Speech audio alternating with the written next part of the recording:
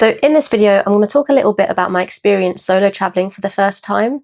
And I'm not going to go too much into like practicalities of solo traveling for the first time, because there's a lot of travel blogs out there. You can look those up quite easily and find information that you need around traveling safely and all of those things. But what I want to share with you is a story around my experience, and it's more around following your own inner guidance system. And so when I decided to go solo traveling for the first time, bear in mind, the first time I traveled on my own was to Malta, and that was a very familiar place for me because I'm half Maltese and I spent a lot of summers there growing up. So this time round, I was in a place of it was really a dark place in life. I was going through a depression, and I decided that as a way to pick myself up, I really wanted to volunteer abroad. It was one of the things that I had never done before and was just something that was, I guess, on my bucket list. And so I decided what perfect time to do it than then. So I had literally just Google searched some volunteering experiences. I didn't want to go too deep into the research, but I basically just clicked on the first link that came up, called them up, and they recommended I do a women's empowerment thing based on my experience. And they recommended a couple places. One was Nepal and one was Ghana.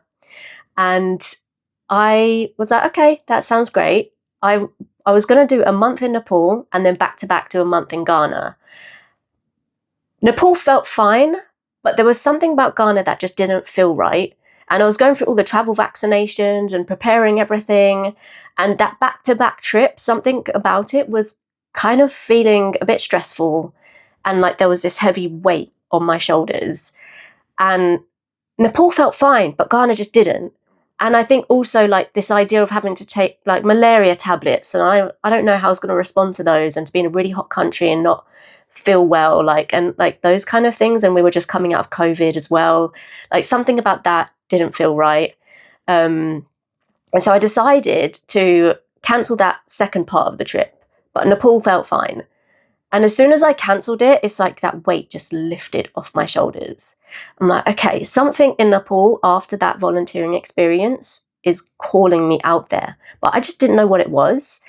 And so I was like, okay, I've got a few months before I was doing this course that I'd booked onto back in London. And so I had a few months to play with. And so I ended up booking a one-way ticket. I booked that 1 month volunteering experience and about 2 months of travel insurance. And thankfully, the visa didn't require me to have a return ticket or anything. And so I basically was like, I'm just going to wing it. And so when I got to Nepal and I was doing this volunteering experience, I was having a great time on this experience. And it was great as a first point to solo travel for the first time. If you book yourself onto something or you go somewhere, I had never stayed in a hostel at that point before. And so going somewhere where there was people that were going to meet me there, that were expecting me there, and that I was going to be in a community of people meant that I can instantly find my feet and find my way and get to know the area and feel safe. And so that was my approach to easing into solo travel, especially as a young woman. And so it was really great. And then obviously I was getting recommendations on places to go. And during the weekends, those weekends were free to do whatever we wanted. And actually on my birthday weekend, I ended up going to a little quaint village in the mountains called Bandipur village. And I went there by myself. I got a coach there. It was this long winding trail up this mountain. I was recommended to wait for a bus, but then I think I saw a bus on the opposite side of the road just go up. And in Nepal, I'm like, well, I don't know how long that bus is going to take to come. And so I'm just going to walk up. And so I ended up walking a couple of hours, trekking up this mountain. There was this one winding road, you can't really go too wrong with that. And so I was just walking up. And at first I was like, where have I gone? Because it was I don't know, shacks along the road. And then as soon as I stepped into this, what they call the bazaar, it was I just felt like I'd been transported into this other world in this mountain. And it was the most quaint, picturesque, amongst nature. The people were really in community, and just watching them like build houses together was just, I was just fascinated at how they were building these like buildings with just their bare hands and carrying things on their back. But there was no like boss hanging over them either. They were all just kind of knew what they were doing and were just in complete harmony. And it was just the most peaceful place I'd ever been. But on the way back, I did that trek back down, and I was meant to wait for his coach and to take me back to Pokhara, which is where the volunteering experience was. And there was this old man who was a homeless man who basically lived at this bus stop at the bottom. And he had just crossed the road to get some food, and he came back with this food in this paper wrap. And I think he had a walking stick as well, so there was obviously a disability there with his movement. And he ended up tripping on the bus stop step. His food went flying. He fell like face first on the ground. And I was just like in shock, because I was like, oh my God, like, what do I do? Try to help him up a bit. He managed to sit down, scoop up whatever food he managed to like pick up.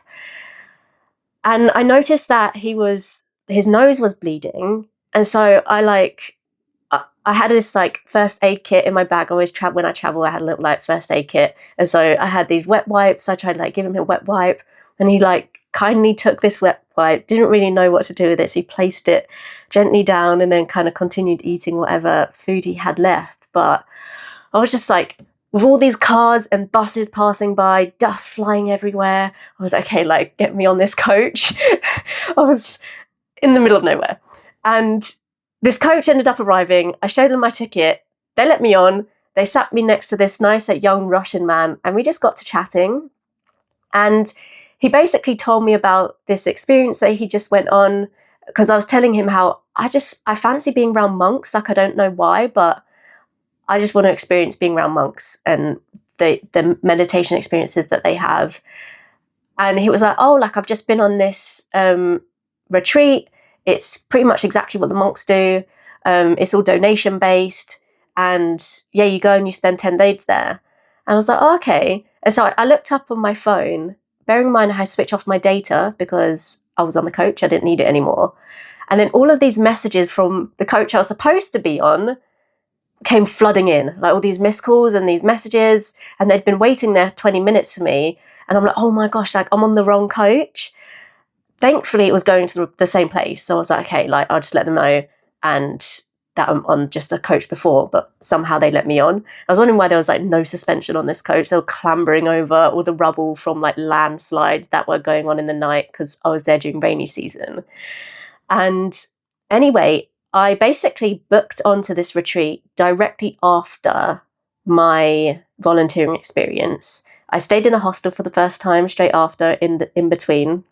It was a great experience. Like, I really recommend, if you go solo traveling, to look up like really good hostels, obviously, like nice ones, and experience that life when you're solo traveling, because it's the best way to meet people that I found. And I mean, thankfully, I had a really great first experience in a hostel. And so I'm not too fussy when it comes to living arrangements, as long as there's like a clean space, you know? But the main thing is that I get to meet people, and I just had a great experience.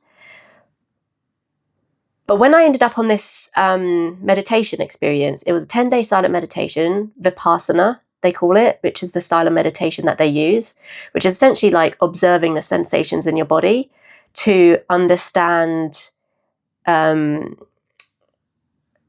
we experience life through our senses. And when we experience sensations that are pleasant, we can attach to them. And when they're unpleasant, we create aversions to them. And so learning to understand those attachments to things and people and places. And I learned this term called equanimity, where it's like learning non-attachment.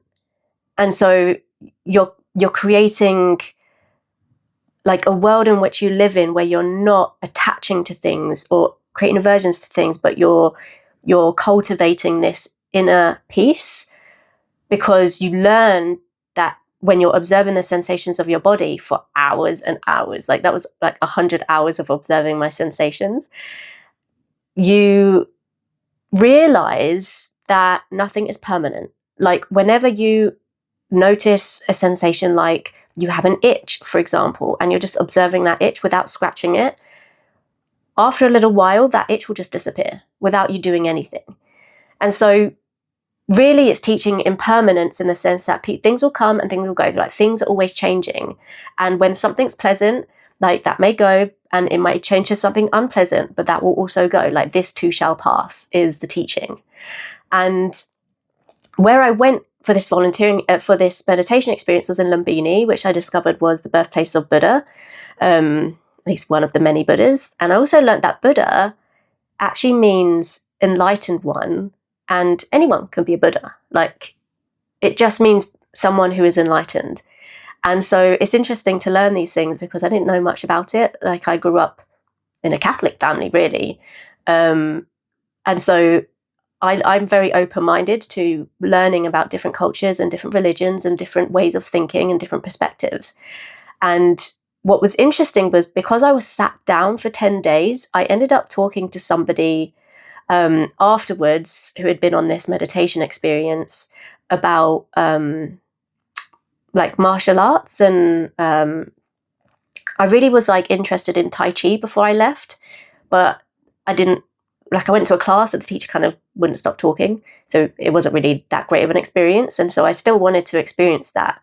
And I happened to have booked a ticket to Bangkok after this meditation experience. I was thinking I was just going to travel somewhere else after that because I'd been to Thailand before on a family trip. And so what I ended up doing was looking up a martial arts experience. Didn't quite want to do Muay Thai because that was like, that's a very intense martial arts. And I wanted something that kind of felt a bit more balanced. And I found in Pai in Thailand, which is north of Thailand, that there was this Kung Fu center. And so I ended up going there for a month doing Qigong and Kung Fu. And I like had the most amazing experience. I came out feeling so confident, and because I was like exercising every day, I was amongst community every day. And again, like this was one of those experiences where you just feel so whole coming out of. And then I ended up doing this. Somebody had literally, like on the last week that I was there, had told me about this forest monastery. And so I ended up going up to this forest monastery for a couple nights. And then I wanted to go to Cambodia to see the Angkor Wat because somebody told me about that. And I was just really interested in seeing it. And so this was very like spiritual journey, but I couldn't have planned this journey even if I tried. And so what I'm trying to say is that if you decide to go solo traveling, like, and you're not too constrained at the time, because some people go solo traveling, they've got annual leave, you've only got a week or two. Fair enough, you just want to go and see all the sights. But if you're not on that path and you're doing your own thing, like traveling in a way where you've got your starting point, but you're allowing yourself to feel into this kind of navigation system and like allowing these like messengers like along your path, like people will just come along like on that coach, like, and I got on the wrong coach, but that led me to the next thing. And before I left, I felt like something was calling me to Nepal, but I just didn't know what it was.